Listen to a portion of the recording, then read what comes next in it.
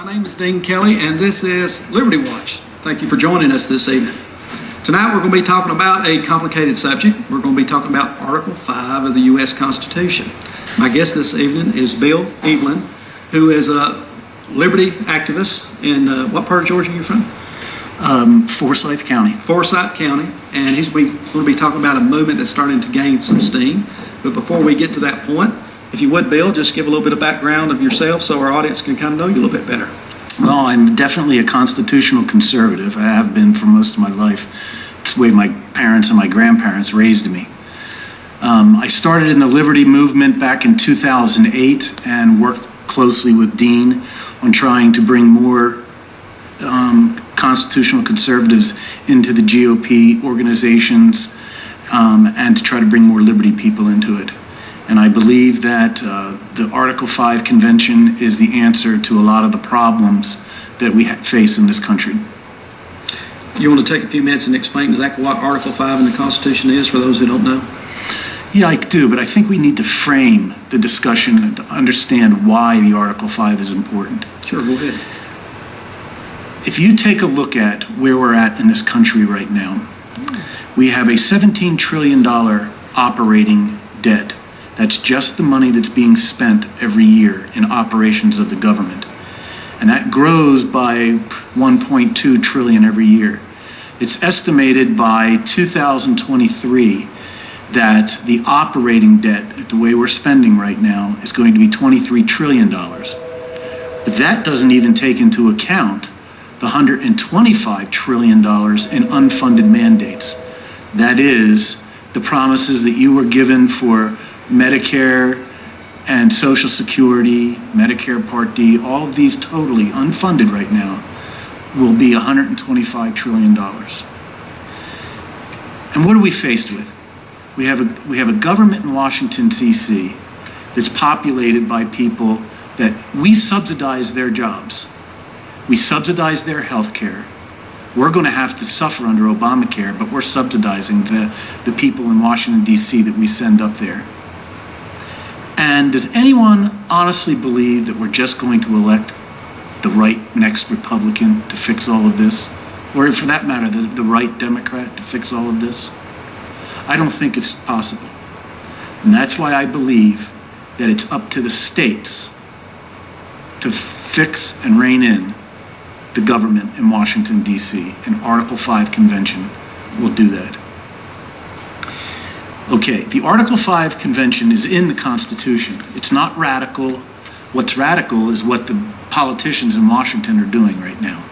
This is very conservative, and I'm only going to read the first couple of sentences. It's in the Article 5 of this Constitution. The Congress, whenever 2/3 of both houses shall deem it necessary, shall propose amendments to the Constitution, or on the application of the legislatures of 2/3 of the several states, shall call a convention for proposing amendments, which in either case shall be valid to all intents and purposes for the Constitution.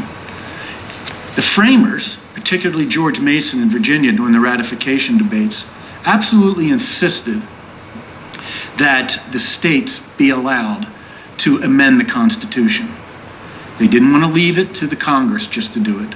So that provision was put in there, and when the states ratified the Constitution, they ratified it knowing that the states had the right to call a convention to propose amendments to the Constitution. And it's been used twice. During the ratification debates, the states were very uncomfortable with the power that was being granted to this federal government. So they insisted on amendments or an Article 5 convention. The new Congress was very uncomfortable with it because it took power away from them. So James Madison agreed that all the states could send amendments to him and he would write them up. And that became the Bill of Rights. So as you see, the states applied for an Article 5 convention the first time, and Congress wrote the Bill of Rights, and that was ratified by the states. The second time it was used was to repeal prohibition. A small group of individuals managed to lobby in Washington to amend the Constitution to make liquor illegal in the United States. After about 10 years, not even that long, about 6, the states realized they were losing enormous amounts of tax revenue. Crime was skyrocketing because people wanted to drink beer and whiskey. So the states threatened an Article 5 convention. And back in those days, you only needed 30 states to call for it. When the 28th or the 29th state applied for the Article 5 convention, and Congress knew that they were going to get all 30 states applying, they immediately drafted repeal legislation and they repealed prohibition, sent that to the states, and the states ratified it. The Article 5 convention is extremely powerful because Congress doesn't want the power taken from them and given back to the states. Congress has worked a long time, very hard, to steal the rights from the states and to steal power from the states so that they could operate with immunity and bludgeon us. So the Article 5 convention is the best way. How would this be structured? How would the delegates be chosen? How would the agenda be set as far as what would be introduced as amendments? Would that be decided beforehand, or would that be decided actually at the convention? It will be decided at the beforehand. The way it happens is, now with 50 states, we need 34 states to apply for the Article 5 convention. In order to do that, you would have to get one state to start. And I've asked Speaker Ralston Georgia to be the first state. Now, you can do it limited or you can do it open-ended. But the way it will happen is you can say that you just want a constitutional convention to repeal Obamacare. That's all you have to do. And if the Georgia legislature passes that resolution, then the Speaker and the President pro tem of the Georgia Senate and the Speaker of the Georgia House would get on the phone call with their counterparts in other states. They could get the 29 states that signed on to the lawsuit against Obamacare to start out with, and they just need 4 or 5. They just need 4 or 5 more. Now, the way it is that the state legislature picks the delegates that go. They can pick 1,000 delegates, but they still only get 1 vote. They can pick 1 delegate. They could say, we want the governor to go. Or they could say that they want Dean Kelly to go. But what they're going to do is give Dean specific instructions. And if Dean strays outside of those instructions, then they can recall the delegate or the delegates. So there's very little chance of it going haywire. Now, I believe that it should be totally open so that they can propose balanced budget amendment, they can propose a repeal of Obamacare. I have my own amendment. Congress shall pass no law regarding health care, medicine, or education, nor shall it regulate industry and resources within the states. That would basically eliminate the entire federal government. But you're not going to get that, because the secret here is all those delegations are going to talk about the wording and what they want and everything, and only so many amendments are going to be returned to the states, and the state legislature has to vote and approve it. I do not see 38 states approving some ridiculously liberal amendment where, health care is given to all illegal aliens at VA hospitals or something ridiculous like this. Well, of course, I've talked to people about this, and of course the critics that's the biggest concern that they have is that it could be dangerous on what could come out of that convention. And another thing that concerns me too, Bill, and I hope you address this, is that just like we had Jeff Mullis on the show last week, and anytime you talk to any legislature, one of the first things that they say is, well, we balanced our budget. John Defbaugh said the same thing last week at the GOP meeting. We balanced our budget with the federal government, don't blah, blah, blah, blah, blah. Of course, the thing they don't say is that in Georgia, I imagine it's this way in every state, about half of their budget is federal money. I mean, to me, that's like a college kid bragging to his friends that he lives within his means while his parents are still footing the bill while he's going to school. It's the same type of thing. So isn't the concern that the states could potentially be punished financially from the federal government if they push something like this? Could that potentially be a problem? Well, the way I see it is you pay the federal government your income taxes. They launder it up in those big buildings up in Washington, D.C., where they're paying bureaucrats, they're paying people to file their fingernails. That money could be returned to people. And then the states can determine what level of taxation that they do. Another one is this federal fuel tax. Georgians pay 18.1 cents per gallon of fuel, gasoline. We send nearly $1 billion a year to Washington, D.C., and we only get 800,000 back. We're actually a donor state. Well, if you did away with the interstate highway system, we could continue to collect the 18.1 cents or 18.4 cents, and you would be $200 million in the plus. The fact is that the federal government puts a lot of mandates on the state requiring it to spend a lot of money. Would Georgia approve of the welfare that we presently give in the state of Georgia, where cell phones are free, cell phone service is free, where it's better for a young girl with 2 children to live with her boyfriend rather than get married? It's better for young people to stay in a lower end job when they have children because they get more welfare than rather taking a promotion and moving up in the world. I don't think Georgia would allow the welfare system to explode the way it has. And it's because of what the government does. And I have a perfect example. I'm glad that you brought this up.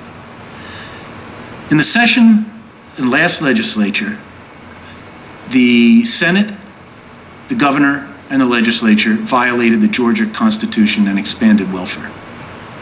It was SB 24, the hospital bed tax.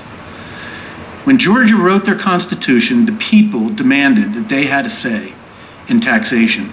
So all taxation bills were given specifically to the House. The power to tax is in the House. Well, the governor wanted the hospital bed tax to go into the community of Department of Health. So the governor, along with Casey Cagle, pushed that bill in the Senate. All but 9 senators voted yes for it. It went to the House. 18 very brave House members voted no. However, taxation and decisions on taxation now are being made by unelected bureaucrats in the Department of Community Health. It's totally unconstitutional. So who's the radicals that are violating the Constitution? It's not us. It's the people that were down in the Gold Dome lists. And what does that do? They levy a tax on sick people in a hospital. They raise a bucket of money in the state. They then go to Washington, D.C. and get a 3-to-1 match with money that Washington doesn't have. They just print it or pick it off their money tree. They bring it back and they flood that money into the healthcare system. And like anything else, when fake, phony money floods into a system, just like education, just like the housing bubble, it causes prices to rise and costs to go up. So what has happened is it's this fake money being flowed into the healthcare system that has caused costs to go up. And what does the state do? How do they react? They lower reimbursements to providers to the point where a doctor can't afford to see a Medicaid patient in his office. So they end up going to the hospital where it's more expensive. And it's just driving the cost up to where you've got a hospital in Chatham County that has just gone bankrupt. And I believe I read in the paper that you have a hospital up here in Catoosa County that's right on the edge, and they're thinking about taxing the citizens of Catoosa County to bail out that hospital. Do I have that correct? Well, we certainly have some hospital problems up here. Right. They've been going on for quite some time. It's a complicated issue, but yeah. But the real factor is the government has been involved in healthcare, flowing money that's not real. That money is not attached to a value. When they print money, you did not have to do work in order to get the value from that money and then surrender it to for what you want to purchase it for. So therefore, the prices rise. And you're seeing the result. The politicians, both at the state level and at the federal level, are destroying the healthcare system that at one time was the envy of the world. We're going to break away for a few minutes for our advertisers. We'll be right back. Everyone, we're back. Our guest is Bill Evelyn from Forsyth County, who's an activist with the Liberty Group down there, and we're talking about Article 5 in the United States Constitution, where the states can convene on their own outside of the Congress and make amendments to the Constitution. You know, one of the things that is going on a lot lately that I think has got a lot of states and individuals such as yourself and others looking at this is the fact that a lot of us feel that the federal government is starting to get out of control. We got organizations and agencies such as the EPA that is really hurting job growth with overregulation that we have. Our tax code is totally messed up. We have the IRS that's going beyond, who's abusing their power. I think that's no doubt about that. We have the NSA who's going outside of their areas where they should be as far as watching on American citizens. So do you see this as a remedy for all of these things that we're all concerned about, that we're seeing in the news on a regular basis? In other words, we can't depend on Congress or the government to do anything because they never have and probably never will. So it's going to be the states that are going to have to do this. Well, think about it. Is there anything individually that we can do to stop the federal government? Think about the things that they do. They tell us what light bulbs we can use, what toilets we can use, what shower heads we can use. They tell the car companies what kind of cars we can drive. The FDA, Federal Drug Administration, is responsible for the deaths of 60,000 Americans every single year by either not allowing life-saving drugs onto the market or keeping bad ones on the market longer than they should. The Environmental Protection Agency puts corporate average fuel economy standards on automobiles, and the Department of Transportation reports that for every 1 mile per gallon more on CAFE standards, 7,000 more Americans die on the roads because of the lighter materials to build the cars, and the cars are smaller. You have a government that has the ATF, the FBI, the CIA, the NSA. They're now arming National Park Rangers. They're arming IRS agents. Now I ask you, what enemy in this part of the globe is all these armed people for? That enemy is us. That's who they plan on using all these weapons and stuff for. Now, Dean brought up the NSA. It's a very important thing. The NSA was never mandated to be allowed to collect information on American citizens. It was only mandated to do it overseas. And does anyone think that collecting our emails and telephone data is going to stop terrorists? No, it's not. They're doing it because it's big government. They have a huge building out in Utah. No doubt Senator Hatch had one of his favorite construction companies that donated to his campaign build the building.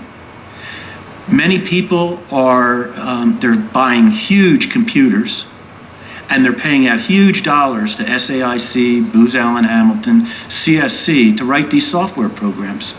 And these people all donate to their campaigns. It has nothing to do with stopping terrorism.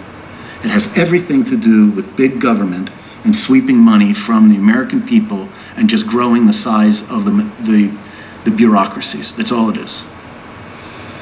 How about the critics of Article 5 who say that we should use notification to deal with this?